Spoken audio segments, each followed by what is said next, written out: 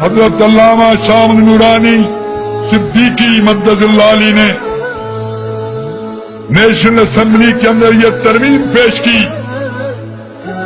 کہ مسلمان صرف وہی ہے حضور خاتم النبیین والمرسلین صلی اللہ علیہ وسلم پر ایمان کامل رکھتا ہے، اور اس کے ساتھ ساتھ جو منکرین ختم نبوت ہیں ان کا دار اسلام سے خارج سمجھتا ہے۔ مرزا غلام قادیانی کافر ہے، جنمی ہے، دار اسلام سے خارج ہے۔ اس کے ماننے والے چاہے لاہوری ہوں یا قادیانی دار اسلام سے خارج ہیں۔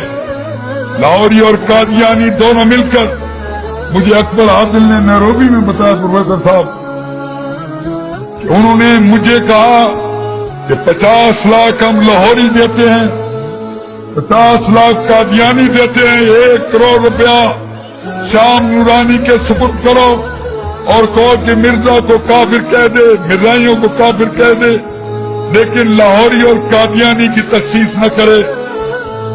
جب شام نورانی کے سر یہ بات پیش ہوئی، انہوں نے کہا نکل جاؤ یہاں سے، تم نے کیا سمجھا ہے؟ ہم بازار مصطفیٰ میں بک چکے ہیں، ہمارا سب ہو چکا ہے۔